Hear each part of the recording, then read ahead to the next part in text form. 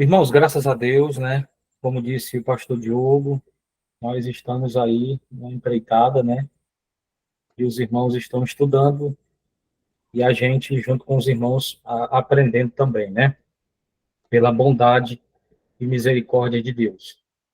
Nós estamos estudando a carta, a epístola aos Hebreus, né? Falando sobre essa carta que é importantíssima, né? Que no princípio aí, nos primeiros séculos da igreja, teve algumas dúvidas sobre a sua autenticidade, né? Mas a gente vê que essa carta ela é poderosamente inspirada por Deus e hoje ela tem transformado a nossa vida através da leitura. O Espírito Santo, que é seu autor, fala conosco, né? Irmãos, já foi discutido na aula passada, na primeira aula, a questão da autoria, né? As dúvidas, né? Há quem diga que é de Paulo, há quem diga que é de Lucas, Apolo. E a parte que ficou para mim, vocês estão vendo na tela aí, né? É falar sobre a palavra final de Deus por meio de seu Filho. O Filho é superior aos anjos. A aplicação e a advertências práticas, a encarnação, sofrimento e morte do Filho de Deus.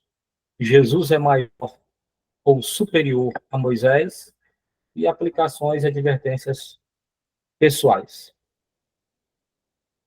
Voltando um pouquinho aqui na questão da autoria, eu queria só falar com os irmãos, relembrar sobre a intimidade que provavelmente o leitor tinha com os leitores, né? Aí a gente vê isso lá em Hebreus, capítulo de número 5, versículo de número 12. A gente também vai ouvir falar sobre origens étnicas, né? Essas origens étnicas vai falar justamente sobre o que eles tinham em comum, né? A sua etnia. Provavelmente o escritor conhecia muito bem o padrão de vida, como eles eram, como viviam, a forma que eles prestavam culto, né? Uma forma judaica, né? Com frequência e modo como cita as escrituras e o culto, né? Ele provavelmente um exímio intérprete das escrituras, né? No sentido especial, como ele dava suas respostas, né? Provavelmente também, com toda certeza, conhecedor dos métodos exegéticos dos fariseus, né? Esse escritor, e também o seu estilo literário. O estilo literário do escritor, ele mostrava ser muito conhecedor da área, né? Pelo seu estilo. Ele era exegeta, né? Versado na língua e na cultura grega. E também, irmãos, nesse livro, aos Hebreus, nós vamos muito perceber a linguagem alegórica. E, ao estudar essa carta aos Hebreus, nessas alegorias, nós temos que retornar ao Velho Testamento, né? A carta aos Hebreus, ela foi escrita num período onde uma discussão antiga, teológica, né? Mas provavelmente eles viviam em um lugar que fossem afastados do seu convívio, né? Principal, que era provavelmente Jerusalém, e esse povo, eles estavam desanimando da fé, né? E aí, o escritor, ele usa muito a linguagem alegórica para mostrar, também tipológica, né? Para mostrar como aconteceu no Velho Testamento e para provar para aquele povo que o sacrifício de Jesus, né? Os acontecimentos que aconteceu com Jesus, eles eram uma tipologia, né? Ou uma sombra, que na realidade, com Jesus, estava acontecendo aquilo que estava sendo previsto, né?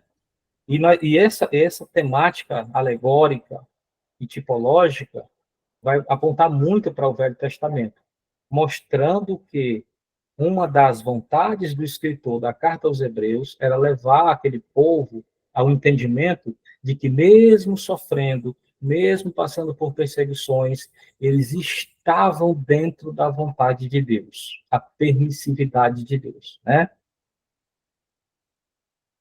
Os questionamentos, né? Existem alguns questionamentos. Orígenes, Paulo, né? Rude no falar, segundo o questionamento de Orígenes, né? Hebreus, melhor grego, de Eusébio de Cesareia. Aí, possíveis autorias também, né? Pedro, Estevão, Felipe, isso segundo essas pessoas que comentavam, né? Ser escrita essa carta. Lutero, né? Ele era a favor de que ela teria sido escrita por Apolo, né? Martin Lutero defendia isso, né? E nós vamos ver também daqui a pouco que teve até aqueles que colocou a carta aos Hebreus em dúvida, né? Então, para que a carta aos Hebreus entrasse entre o grupo canônico, houve muitas dúvidas, né? Nós vamos falar agora de essa palavra exórdio, né? Fala sobre o princípio, né? Então, como Deus falara a princípio, a quem Deus usara, né? Através da profecia, sabedoria, sacerdócio, realeza. Isso são palavras que vão fluir no livro, nessa carta aos Hebreus, né? E muitos fragmentos e de muitos modos. Outrora Deus falou aos pais, aos profetas. Esses últimos dias falou a nós, né? Um filho ao qual colocou como herdeiro de tudo, por quem fez os Énos, né? Então, essa é uma expressão exata. Como Deus, no passado, falava assim através dos profetas, fragmentos, falou, né, através desses homens, hoje a expressão exata, Jesus, né, sustenta tudo pela palavra do poder. E também mostrando que Jesus, irmãos, como era um pensamento dos hebreus, Jesus fez o Yom Kippur, quer dizer, a purificação. O irmão sabe que até hoje os judeus eles têm um dia do ano que eles guardam essa festa, né? Durante esse dia, eles fazem jejuns, eles fazem orações, clamando por esse Yom Kippur. Yom Kippur, que é o dia da purificação. E o escritor aos Hebreus, né, transmitia para os seus leitores, para os seus ouvintes, justamente essa mesma mensagem de purificação, né? Porque eles também tinham isso em sua mente, né?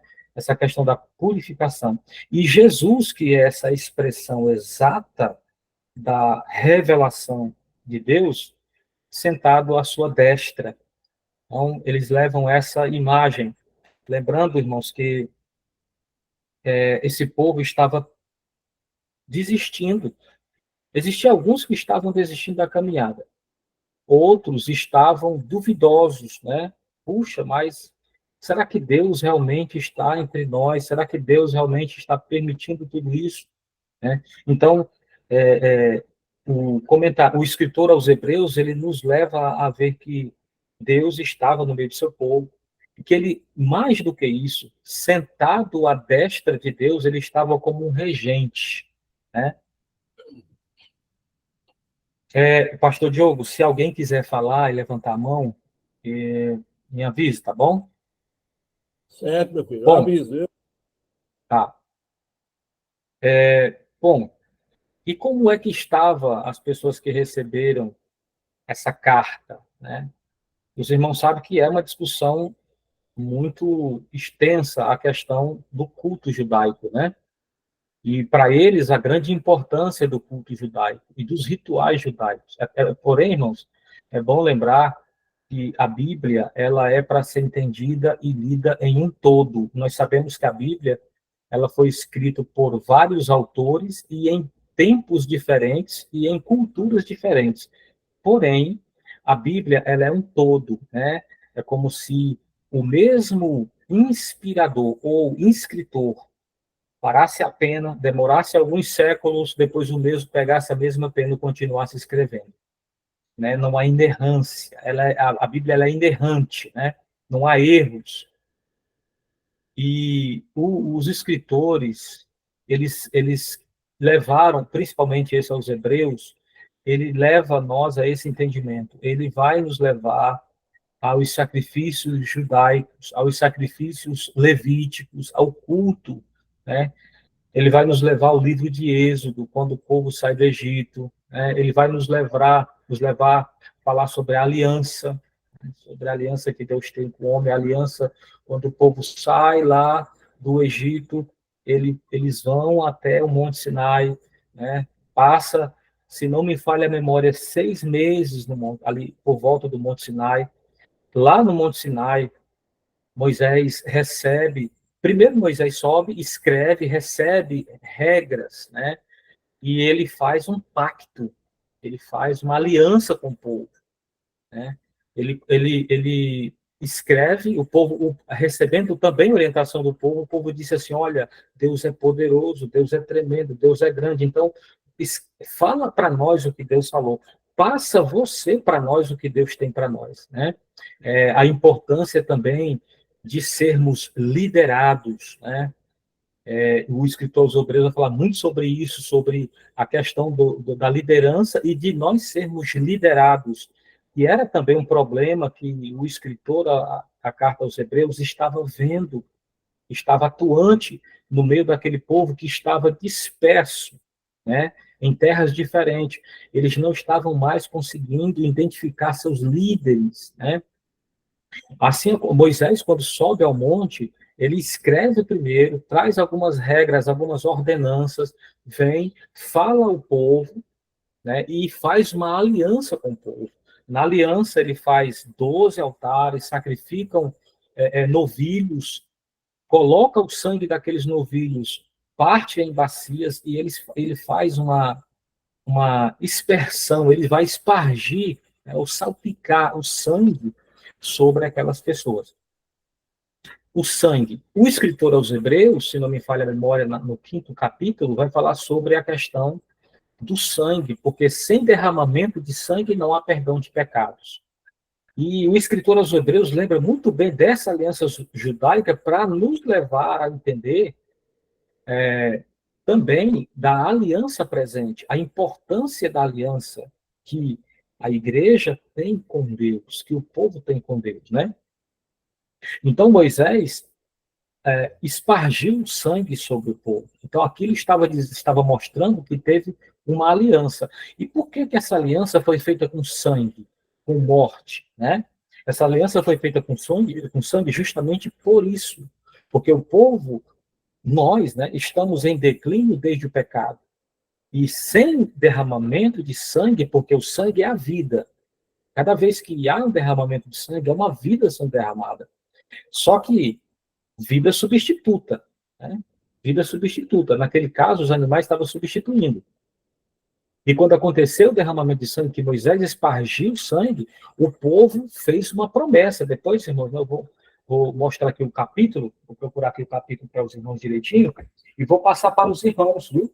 Para que os irmãos acompanhem, está em Êxodo, capítulo 19, nós vamos ver, né, essa passagem bíblica.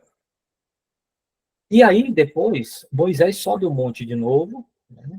O monte é tomado de glória, Moisés fica durante 40 dias e 40 noites, e o povo que ficou embaixo se corrompeu.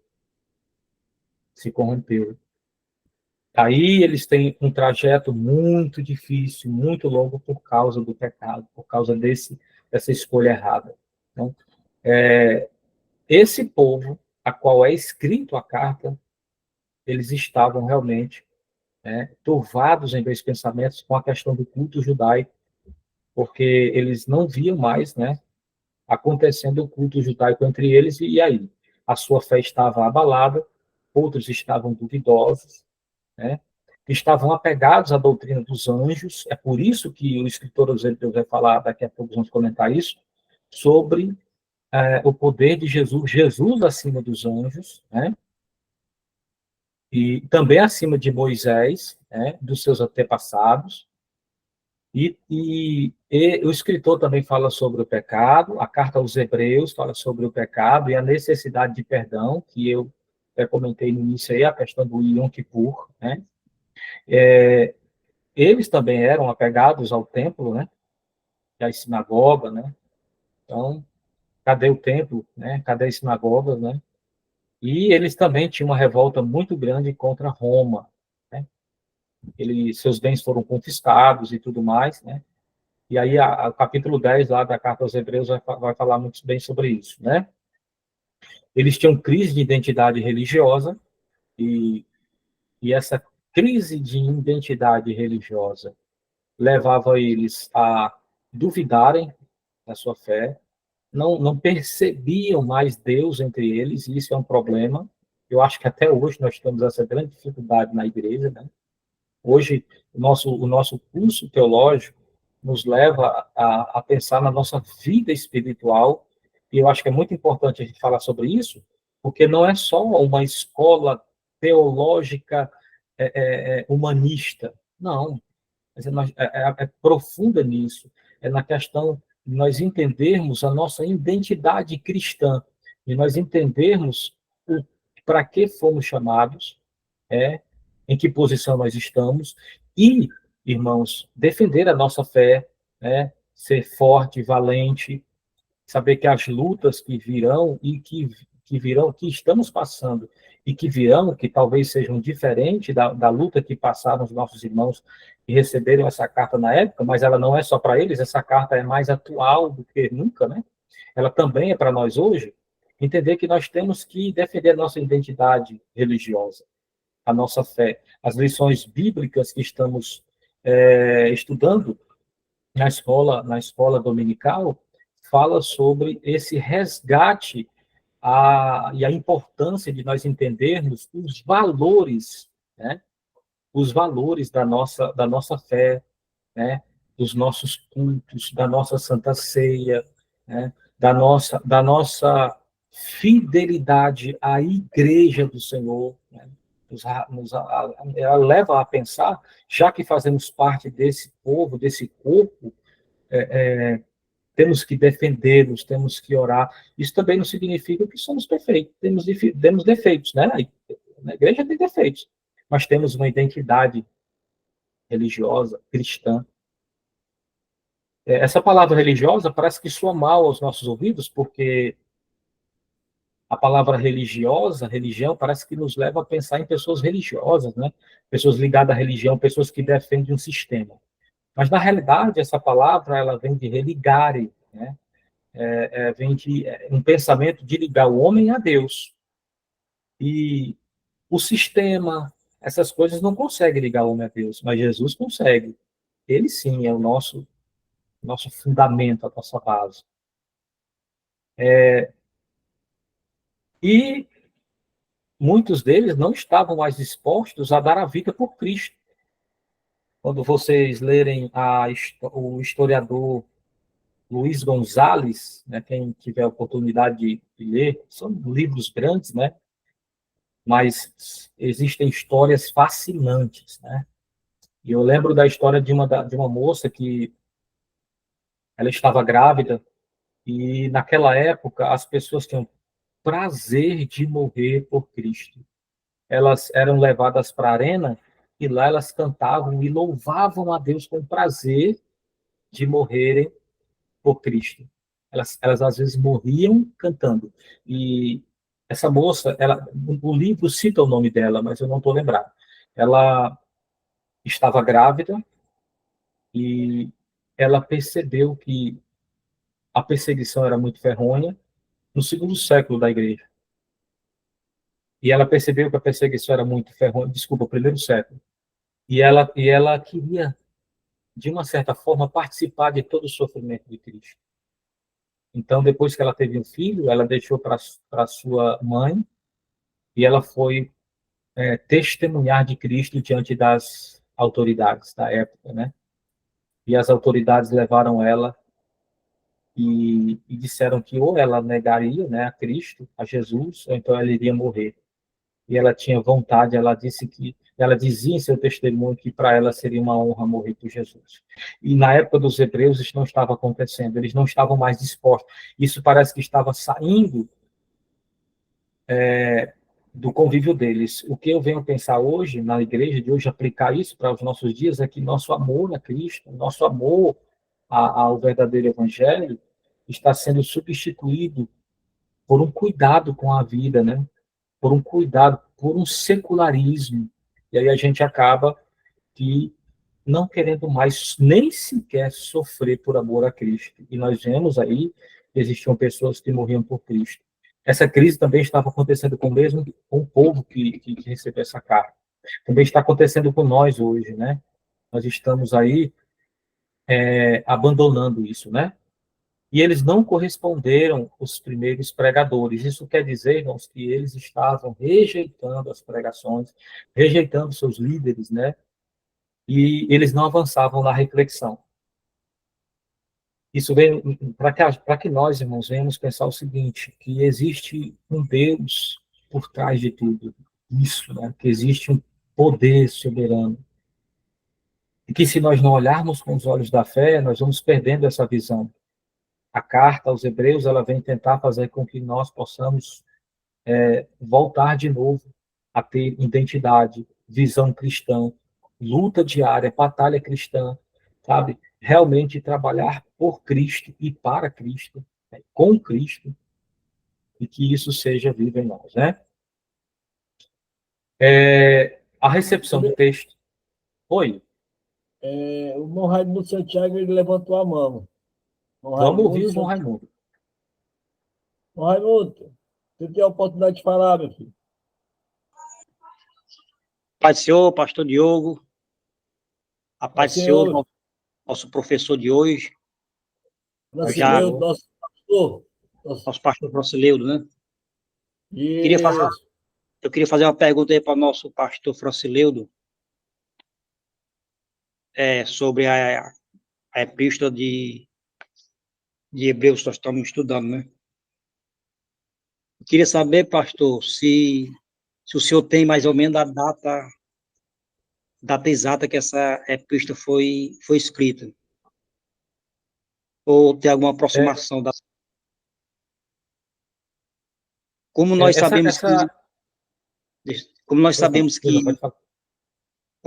que a Bíblia ela não tá colocada os livros na ordem cronológica, né?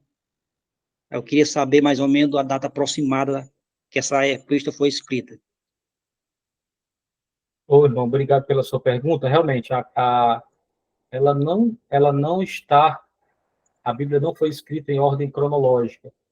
E essa parte foi da primeira aula, e eu até participei da primeira aula, mas no finalzinho eu acabei dormindo. O pastor Diogo tem essa data, não tem, pastor Diogo? Porque todas as datas, elas são datas aproximadas, né? A data precisa, a gente não tem, né? A razão, né, de Tito, né, filho de Vespasiano, nesse período.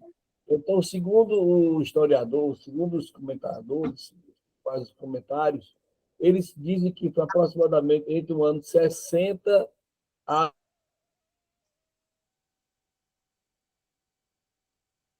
Pronto, pastor Diogo, cortou a voz do senhor aí, mas foi entre os anos 60, né? É isso, o general Tito, né? O irmão tem mais alguma dúvida? Era só isso mesmo, obrigado, viu? Amém. Irmãos, a primeira menção desse título, né, a Hebraios, que por isso que ela foi chamada os Hebreus, né, foi por Tertuliano, cerca de 217 depois de Cristo, né, citava Hebreus como texto não canônico. Olha, irmãos, para vocês verem aí, nesse período ainda como não canônico, né, e considerava Barnabé seu autor.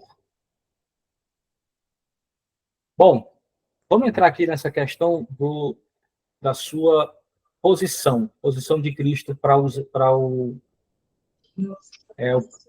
escritor aos Hebreus. Com a sua comparação aos anjos, né? Tem mais alguém querendo falar? Não, até agora não, viu? Pronto, irmãos, eu não estou tendo acesso mesmo, então eu estou vendo aqui a minha tela, viu? Não estou dando acesso. Se alguém levantar a mão, precisa alguém me avisar. Bom, a sua comparação com os anjos, né? o não acesso a Deus como filho, que os anjos eles não têm acesso a Deus como filho, né? Não reinam, não se prostram perante, e eles se prostram perante o filho. Já o filho, ele reina, né? Os inimigos sobre os seus pés, né? O filho, além de reinar, tem os seus inimigos sobre os seus pés, né? Participou da criação do mundo, ele é juiz. A diferença, porque tem um livro que eu não aconselho ninguém ler. Ele é de um filósofo e ele fala sobre assim, ele fala sobre quando Jesus se tornou Deus, né? Esse livro, o tema já é uma heresia, né? Que Jesus ele não se torna Deus. Jesus ele é Deus, né? Ele sempre foi Deus, né? E existem alguns textos lá de Atos dos Apóstolos que alguns homens quiseram transformar algumas pessoas em deuses, entre eles apóstolo Paulo, né? Paulo e Barnabé, quando eles fizeram uma oração, né, e curaram um coxo, né? E aí algumas pessoas quiseram prestar culto a ele e oferecer sacrifício, e aí ele vai e, e, se, e se declara como pecador, dizendo que quem fez aquele milagre foi Deus, foi Jesus, né? Então, assim, havia essa dificuldade também no meio do povo em diferenciar tudo isso, né? Em adoração a anjos, né? Ou pelo menos um respeito, uma reverência a anjos, né? Nós temos esses problemas hoje, né? Talvez sim, porque eu não digo assim, graças a Deus hoje, no nosso meio, nós vemos que a doutrina é aplicada, né? E que existe sim uma confiança, né? Uma crença de que os anjos são ordenados por Deus, ministros de Deus, para trabalhar a favor daqueles que hão de herdar a salvação, né? E que eles existem e que eles recebem ordens, né? Agora, não podemos colocar eles em níveis superiores, né? Temos que ter cuidado, cultuar anjo, né? E tudo mais, essas coisas. Então, os anjos não participam, né, da perenidade da criação, e Jesus sim. E espíritos ministradores enviados para servir aqueles que vão herdar a salvação, que é a função dos anjos, né? E Jesus é aquele que realmente trouxe a salvação. Aqui tem um interlúdio e um pare, né? É isso que quer dizer, uma pequena exortação, e reconhecer a autoridade da nova mensagem. Parece que soa a nova mensagem, a gente tem uma certa dificuldade em ouvir essa nova mensagem. Por quê? Porque, irmãos, essa mensagem, por mais que o evangelho seja entendido como uma mensagem de boas novas, mas ela é uma mensagem que vem desde o princípio. Vem desde o princípio. Só que o povo, né, que receberam a carta estava com dificuldade, né, de fazer essa transição de Moisés, de Abraão, de Davi, né, para Jesus. Ele estava com essa dificuldade. Essa, essa, esse era um problema que o apóstolo Paulo enfrentou, que percorreu por muito tempo, a questão de pessoas que estavam tentando judaizar a igreja, né? Então, o que essa palavra quer dizer? Que eu tenho que parar, prestar atenção, dar ouvido à mensagem, que não é nova, mas é uma nova aliança, né? Transmitida de uma nova forma, né? Diferente. Não mais agora por Moisés, não mais agora por profetas, né? Como no Velho Testamento, né? Mas que a mensagem, ela estava aí, ela existe. Então, irmão, por isso esse interlúdio. E não importava muito bem quem escreveu ou quem não escreveu a carta. O que importava era a mensagem que estava, né, que estava na carta. A antiga mensagem transmitida por anjos, né, transgressores, punição. Tem uma carta lá, tem um texto lá se não me falha a memória, em Êxodo, né, quando Moisés vai falar sobre a questão da entrega da lei, e Deuteronômio, e vai falar sobre que essa mensagem foi entregue por anjos, né? De forma espiritual, né? Hoje nós vemos que o escritor aos Hebreus estava querendo dizer o seguinte, que ela agora é entregue por Jesus, né? Por Jesus. E se essa antiga mensagem que foi transmitida por anjo, né? E os transgressores que transgrediram essa mensagem teve punição, agora, transmitida pelo Filho, mais ainda, eu tenho que ter cuidado, porque aqueles que não derem ouvido à mensagem, haverá também punição. Haverá punição. Então, não há motivos para não escutar, né? Mas sim para estar confirmado nessa mensagem. Jesus é maior do que Moisés, né? Jesus é maior do que Moisés. E o tema da nossa revista fala sobre a supremacia de Jesus, né? De Cristo, né? Jesus é superior em fidelidade, né? Tanto Moisés quanto Jesus foram fiéis às suas missões. Moisés foi fiel como libertador, guia do povo de Israel no deserto. Jesus foi fiel ao Pai até a morte, para libertar o povo de Deus da escravidão e do pecado. Então, na fidelidade, Moisés foi fiel, mas Jesus foi superior à sua fidelidade, até a morte, né? Posição. Moisés era um homem chamado para ser profeta e líder, enquanto Jesus Cristo é o Filho de Deus enviado ao mundo pelo Pai, como está lá em João 3, do 16 em diante aí. Moisés foi chamado e comissionado por Deus, mas Jesus foi enviado por Deus como a última palavra que os homens pecadores precisavam ouvir para serem salvos.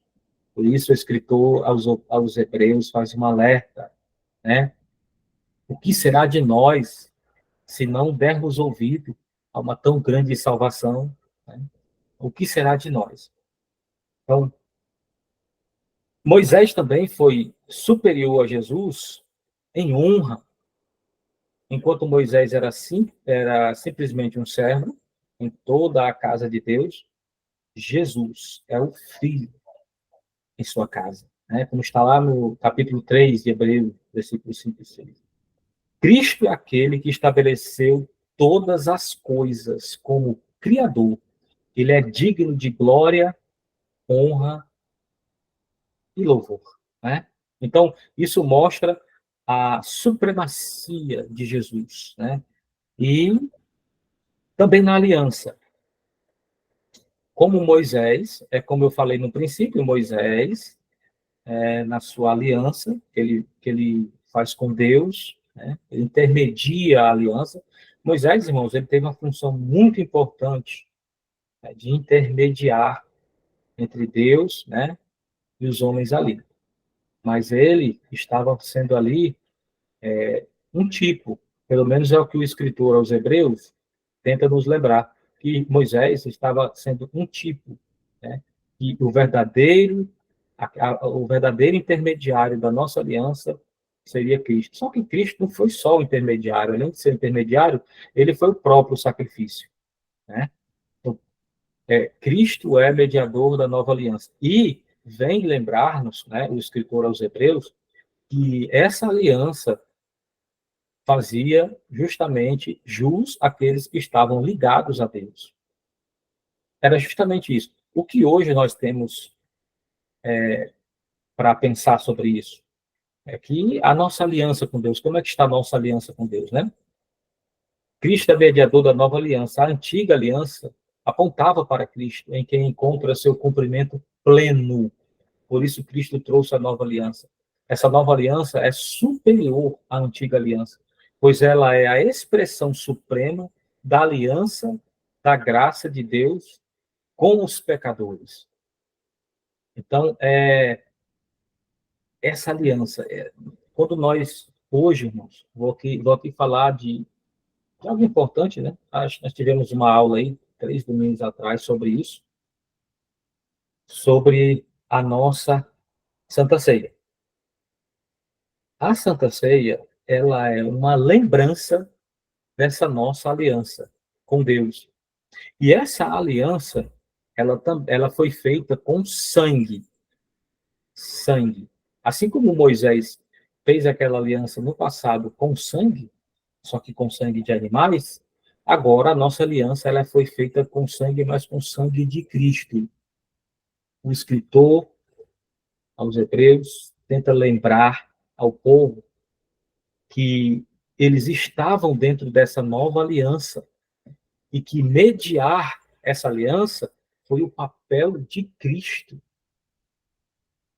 É importantíssimo. Então, nessa aliança, Jesus também é superior a Moisés. Jesus também foi superior no serviço. De fato, Moisés exerceu um exercício singular no plano soberano de Deus. Ele foi ministro da lei. Justamente por isso, pode-se entender que o principal objetivo do ministério de Moisés era testemunhar de Cristo. E o nosso serviço, né? Moisés prestou um serviço, mas o serviço de Jesus foi muito mais além. Quando o povo saiu de todo aquele processo, eles foram levados até um lugar chamado Cades Barneia. Lá eles tiveram um momento onde eles tiveram que decidir. Né? Capítulo 13 de Números registra essa passagem. Deuteronômio, capítulo de número 2. Interessante que o Deuteronômio, capítulo número 2, versículo 1, ele começa falando que e o povo deu meia volta. Quer dizer, meia volta. Não foi uma volta completa, foi meia volta. Por causa da decisão errada, né, que o povo teve quando os espias foram espiar a terra, voltaram, e 10 deles voltaram com a notícia triste. E aí o povo teve que decidir em quem confiar. 2 deles, que foi Josué e Caleb, se levantam com fé, convicção. Só que eles tiveram que decidir em quem confiar. Diferente dos demais, Josué e Caleb confiou em Deus. Não confiaram no que viram e nem confiaram na multidão.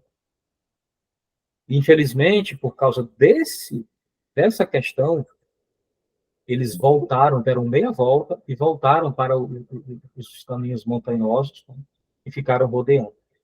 E é importante nós lembrarmos disso porque o escritor aos Hebreus lembra aos que receberam a sua carta e a nós que, assim como os hebreus tinham uma caminhada para fazer, nós também temos. E nessa caminhada, nós temos um serviço sério para prestar, né? Uns com os outros, segurando uns nos outros, fortalecendo uns aos outros, animando uns aos outros, né? E, infelizmente, como o escritor aos Hebreus nos lembra, né, fala, como essa carta aos Hebreus fala, muitos ficaram pelo caminho, por causa das decisões. Essa carta aos Hebreus, ela é doutrinária e ela é importantíssima, importantíssima, né? Quando Moisés subiu ao monte e passou lá 40 dias e 40 noites, nós vamos ver que Deus dá a Moisés todo o projeto desse tabernáculo. O escritor lembra que esse tabernáculo era uma representação, uma tipologia de Cristo.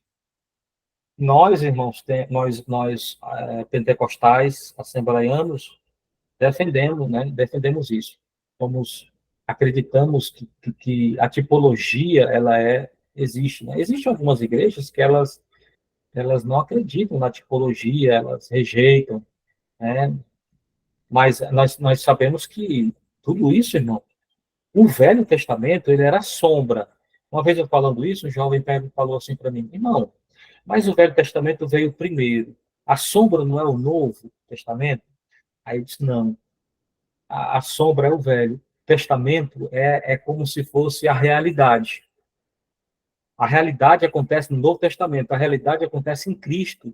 E o Velho Testamento é sombra de tudo isso. É um tipo, é uma tipologia de que tudo isso ia acontecer. Irmãos, olhei aqui para o relógio, porque estou falando muito aqui, daqui a pouco eu passo do horário, e se eu passar, vocês me avisem aí, viu? Pode me avisar. Acredito que alguns irmãos trabalharam o dia todo, estão cansados, né? Eu também, para ser sincero para os irmãos, eu não gosto de dar aula antes de me preparar, eu gosto de me preparar muito bem para a aula, mas nessa aula, em particular, não tive muito tempo, né? Só que não quis desistir do desafio, porque eu não queria deixar o pastor Diogo na mão, eu queria, né? Já vi que muitas às vezes desiste na hora, fica o pastor Diogo lá na luta, e a gente não pode fazer isso, né? A gente está aqui para somar e para ajudar, a gente precisa entender que todos nós temos as nossas limitações, né? Temos as nossas limitações. E eu passei a semana inteira estudando aí, que eu fazer uma prova domingo, né? Então o meu tempo assim foi meio corrido, mas estamos aqui e eu creio que Deus vai falar o coração de vocês, tá bom? Irmãos, o tabernáculo. Olha a tipologia do tabernáculo. Para começar, aqui já é recebido por Moisés, da parte de Deus, uma voz ativa em nós, dizendo que, em todo o tempo, Deus quis habitar com o homem, né? Eu acredito que os irmãos já devem ter ouvido falar aí sobre a questão, muitos hoje desigrejados, né? Que são contra a igreja, são contra dízimo, contra pastores, né? Muitas pessoas vão ouvir essa aula daqui para frente, vão, né, discordar ou concordar comigo, não sei. Mas, irmãos, a questão é que Deus sempre quis um lugar aonde ele, você e eu, né, nós se reuníssemos, né? Eu sempre teve esse lugar. Pregando a carta aos Coríntios, a primeira carta, no capítulo 1, ele vai falar sobre a casa de Deus, a casa do Deus vivo, a igreja do Deus vivo. Então, Deus dá a Moisés um tabernáculo que é uma tipologia de Cristo, onde ele iria habitar, junto com o povo. A primeira coisa que nós vemos aí uma porta, né? Não sei se o mouse vai dar para ver aqui, né? Não sei se os irmãos estão vendo aí, ó, a porta de entrada. Essa porta de entrada aqui, ela já tipifica Jesus, né? Jesus é a porta.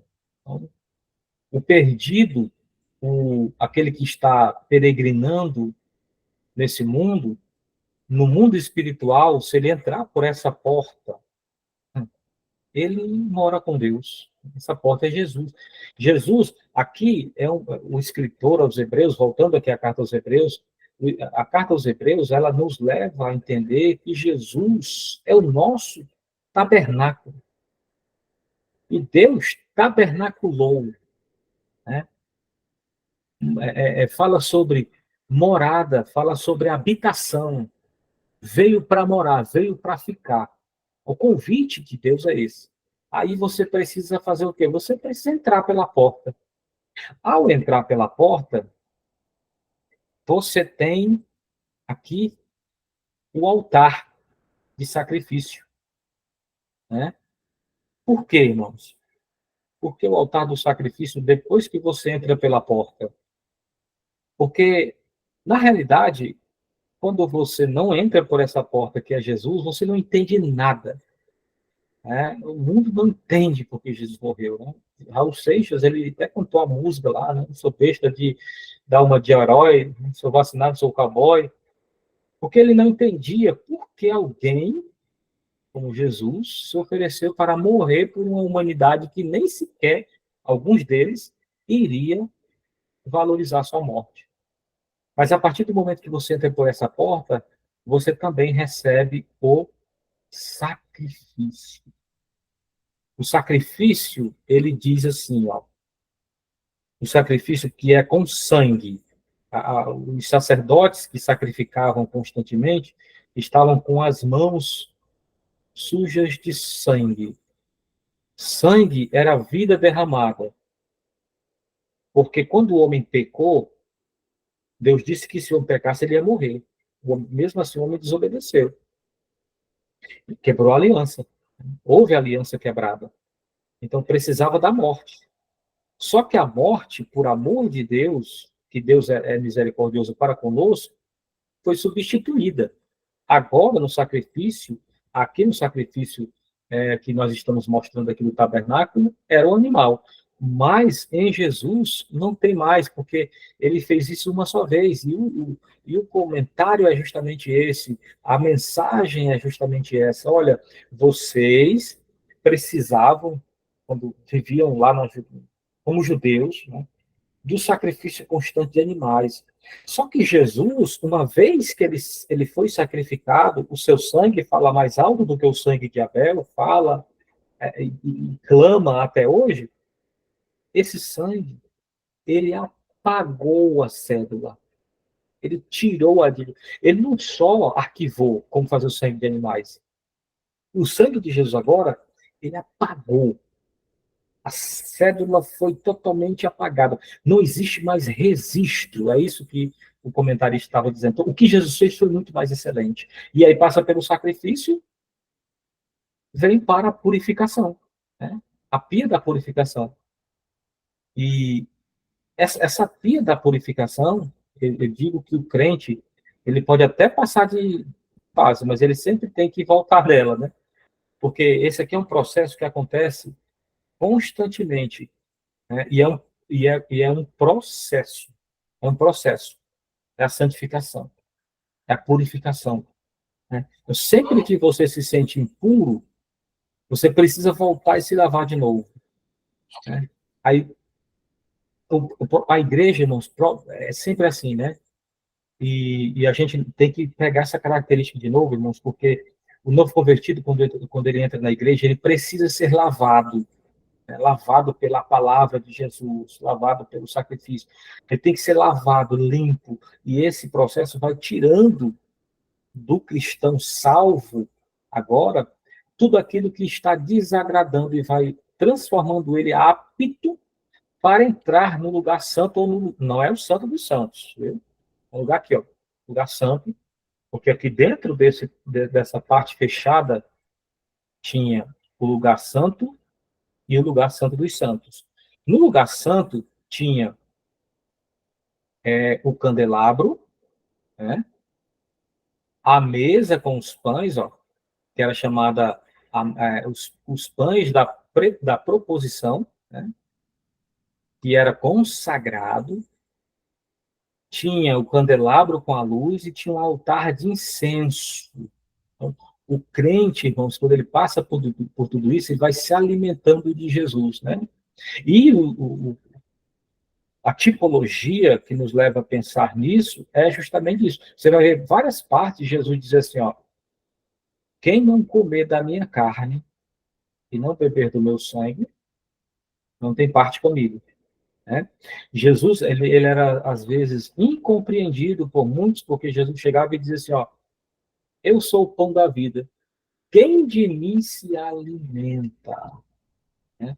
Então, Jesus está falando que ele é o alimento.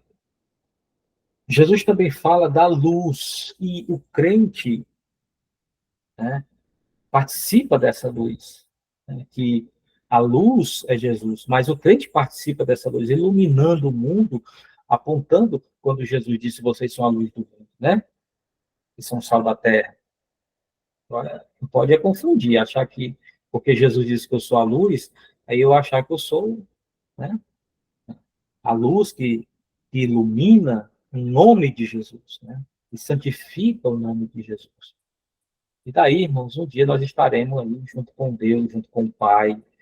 Os irmãos estão vendo aqui também um desenho desse lado, acho que para os irmãos aí fica do lado direito ou do lado esquerdo, não sei. Esse cantinho aqui, ó. E tem a coluna de fogo, né? De noite ela aparecia como coluna de fogo e durante o dia como coluna de fumaça. E essa nuvem, ela guiava o povo por onde eles tinham que andar. E ela não cessou, ela não parou enquanto o povo esteve. no deserto. A carta aos Hebreus, irmãos, nós agora vamos entrar numa parte mais doutrinária. A carta aos Hebreus, se é um livro no Novo Testamento que exorta o cristão a permanecer na fé nos últimos dias, é a Epístola aos Hebreus. Foi dito muitas vezes que a Epístola aos Hebreus começa com um tratado, continua como um sermão e termina como uma carta. Essa epístola tem uma mensagem especial para uma época marcada pela apostasia. O que é apostasia? O que é apostatar da fé? Depois os irmãos me dizem aí. Irmão, a apostasia, o que significa isso, né? Ela se dirige a crentes que, ao defrontar-se com a descrença e a desobediência, deve permanecer firme na fé. E é isso que nós vamos encarar durante os nossos dias, justamente essa descrença, né? O verdadeiro propósito dessa epístola foi para mostrar aos crentes hebreus a superioridade de Cristo, a sua graça sobre o antigo conceito, como sendo um empreendimento melhor. E através dessa conscientização, encorajá-los a não voltarem para o judaísmo. E hoje, irmãos, tem muito crente, irmão, assembleiano. O pastor Diogo, quando esteve aqui com a gente, ele visitou uma igreja. Não, ele visitou, mas não participou de culto, mas senão ele teria visto, né? Tem não sei se o pastor Rudney está aí, o pastor Rudney vai concordar comigo. Tem um moço lá que não é bem, né? Tem alguns distúrbios. E ele acha que é um judeu. Então ele vai para o culto, né? Ele vai, bota o gorrinho lá na cabeça, bota um manto às vezes e fica lá, né, orando como um judeu, se sentindo um judeu. Só que ele tem problemas, né? Mas um crente são não precisa se transformar em judeu para ser salvo. É isso que você tem que entender. Nós temos pregadores de renome aí, que pregavam em Camboriú e outros lugares aí, que ele agora judaizou totalmente, né? A igreja colocou lá um símbolo da arca, colocou lá o gorro na cabeça, templo de Salomão, né? Nossa, pelo amor de Deus, né? E aí tenta colocar na cabeça do povo, materializando essas coisas para tentar levar o povo a isso. Irmãos, nós não precisamos mais voltar ao passado e virar um judeu, né? Daqui a pouco vão querer fazer todo o processo, né, e todos os rituais do Velho Testamento, do livro de Levítico. Então, não. Né? A missão judaica, de uma certa forma, em seus rituais, cessaram. Né? Por isso que Jesus disse para a mulher samaritana, e não somente nesse monte, nem lá no templo em Jerusalém, mas em qualquer lugar, o Pai procura os verdadeiros adoradores que o adorem em espírito. Ele agora coloca, interioriza em espírito e em verdade. Se para minha adoração ser verdadeira, eu precisar ir para o templo, lá para o monte, né, como pensava a mulher samaritana, eu estou retrocedendo. Tem que ter cuidado com isso, porque tem muita gente querendo trazer de volta, né, o judaísmo à igreja, inventando coisas ali, né? Nós sabemos que isso não é bom. As admoestações revelam um carinho profundo. Olha aqui minha cadeira me assustando. Profundo interesse do pastor escritor. Por que pastor escritor? Cuidado com as pessoas, né? Constante ao longo da epístola, o autor implora ao leitor para que permaneça fiel ao evangelho e não se desvie. Permanecer fiel ao evangelho. Ele enfatiza a responsabilidade comum, isso é importante, né, na carta aos Hebreus. A responsabilidade comum de cada um. Os irmãos são exortados a cuidar para que nenhum crente se afaste do Deus vivo. Né? As consequências da queda são de fato imagináveis pelo escritor. Diz, horrível coisa cair na mão do Deus vivo. Nunca esqueça disso. Deus vivo, né? Não deixa culpado por inocente, né? Então, pulando aqui mais. Isso aqui eu queria chegar. Pronto, eu queria chegar também nessa parte. Porque, irmãos, passei do horário, né, pastor Diogo?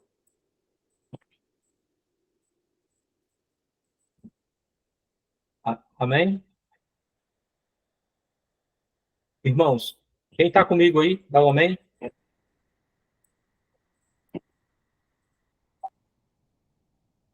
Não sei se é algum irmão, porque não estou conseguindo ouvir aí. O pastor Diogo tentou falar alguma coisa. A carta tem um tema principal. Isso aqui é importante, irmão. O progresso.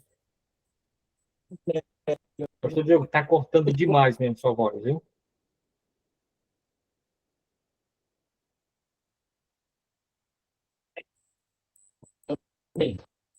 Pronto, eu vou só terminar essa parte aqui e já paro.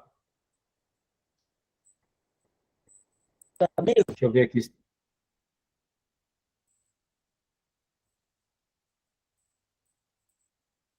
Pastor Diogo, sinceramente, está cortando um pouquinho sua voz aí, a gente não está conseguindo entender. Você quer escrever para mim aí?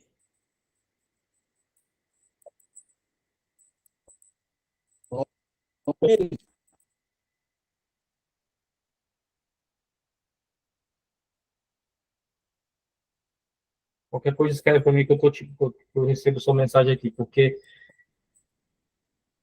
Bom, vou só terminar aqui essa e já vou passar aí para o pastor Diogo. Só um minutinho aqui, só para me falar isso aqui que é importantíssimo aqui, ó. E eu estava querendo chegar nessa parte, porque, irmãos, a carta aos Hebreus, ela tem aqui uma mensagem que vocês vão ver no decorrer de toda ela, né? Que é a mensagem principal, é progresso, crescimento. Não existe estagnação em Deus. Né? Deus não para, Deus não para, Deus está sempre, né? Ou nós estamos avançando em Deus, ou nós estamos retrocedendo em Deus. A vida cristã, ela é dinâmica, ela avança. Não é uma questão de crescer em conhecimento de forma só intelectual, mas também em conhecimento com relação, crescimento, atuação. É isso que a carta aos Hebreus vai mostrar. Amém, meus irmãos? Eu vou voltar aqui para o pastor Diogo. Acho que o pastor Diogo agora acabou saindo, estava cortando muito a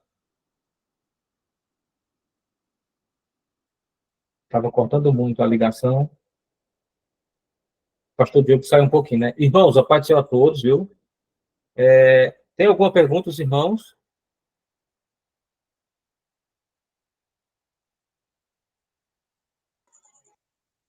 Não, tá tudo bem, pastor. A gente deu para entender, né? Graças a Deus. Ele explicou muito bem explicado aí.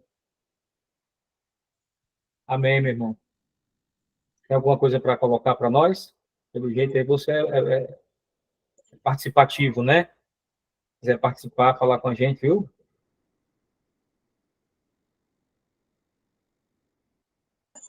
Amém, amém. Nós estamos só aqui mesmo para aprender mais e exercer do aprendizado. Glória a Deus. Eu tive vendo aqui, irmãos, um pouco que eu pude estudar, né, na correria, que realmente é uma necessidade muito grande da gente voltar às escrituras com relacionamento, né, com aprendizado, com desejo do nosso coração, com sinceridade, né? Enquanto o pastor Diogo volta, eu vou mostrar aqui mais ou menos como é que às vezes a gente estagna, a gente para, né? A gente não tem mais foco, a gente não quer crescer, a gente parece que chegou no lugar último, mas eu acredito que, assim como Deus não para, o escritor aos Hebreus deixa muito essa mensagem, o Espírito Santo, né? O Espírito Santo deixa essa mensagem em nossos corações para nós não pararmos de desejar o crescimento, né? Se você deixar de avançar, vai retroceder. E o primeiro sinal de retrocesso é a indiferença. Né? Se torna indiferente, você deixa de se importar com as coisas, né? Em Deus, é a mesma coisa. É por isso que nessa carta você vai ver este tema, Rogo-vos, porém, irmãos, que suporteis a palavra dessa exortação, porque abreviadamente vos escrevi. Aqui, irmãos, essa palavra exortação, ela tem dois sentidos, viu, irmãos? Exortar também não é só você machucar os outros, viu, irmão? Pastores, obreiros, né, membros, pessoas da igreja que acha que exortar, pronto, eu recebi o dom de exortar, e acha que vai exortar e vai machucar os outros. Não, né? Exortar tem o sentido de paraclesis, que é exortar, e paracleo, que é encorajar.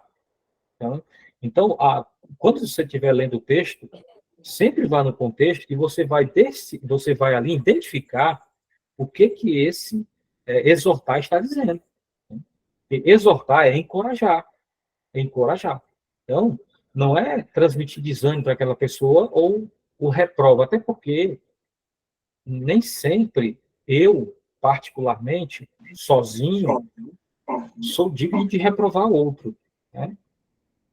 Encorajar é animar. O Espírito Santo é chamado de paracletos, porque que é o seu ministério.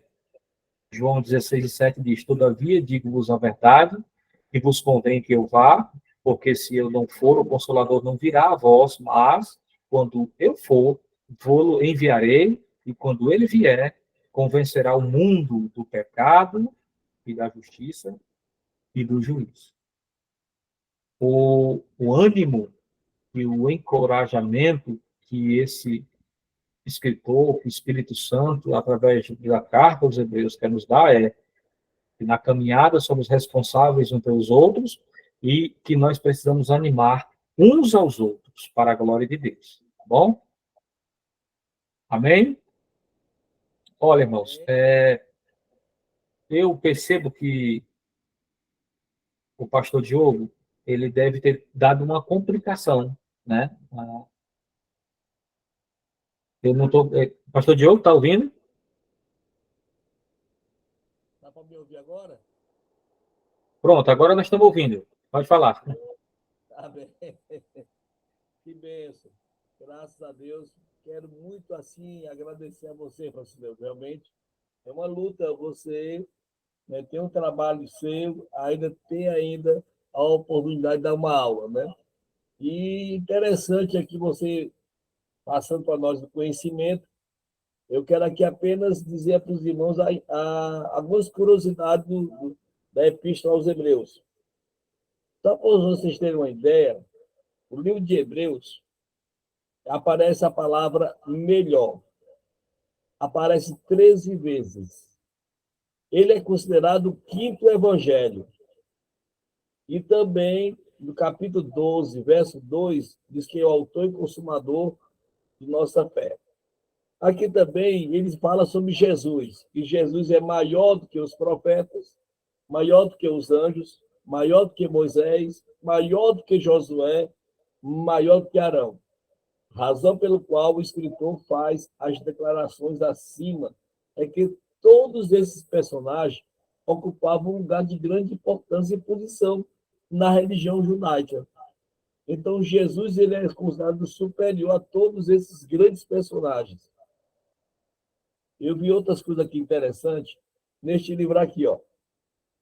Estudo Panorâmico da Bíblia, Henrietta Sevier, né? E quem faz a apresentação desse livro é o pastor Billy Graham. É interessante que ele fala que ela é muito objetiva e faz algumas considerações importantes. Se você puder adquirir, é interessante. Olha, aqui ele fala, no capítulo 9, aparecem as grandes aparições de Cristo.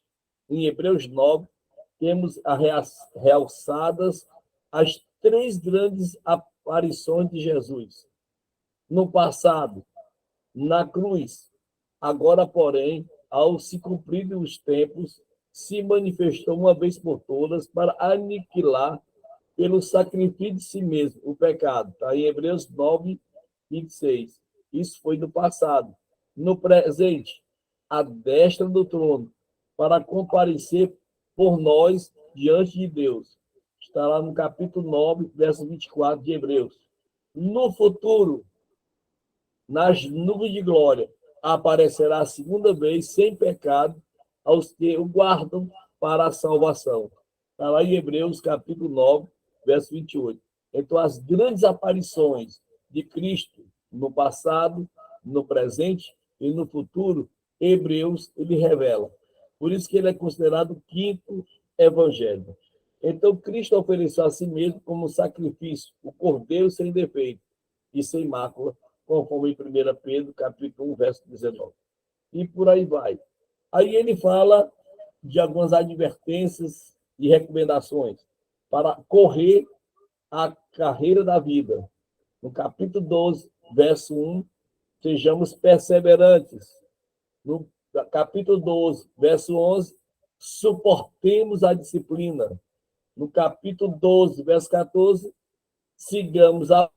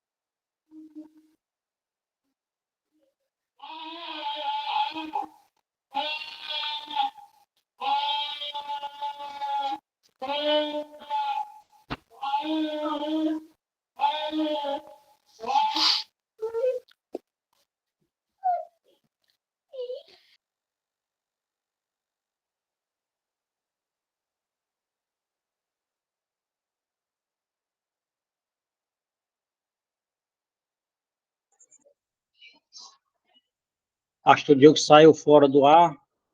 Deu pastor Diogo.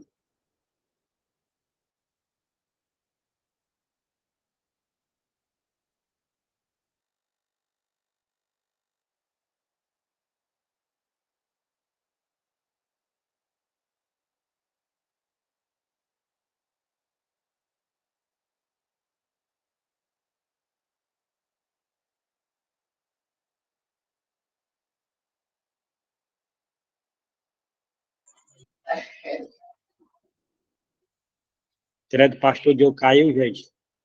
Os irmãos estão aí.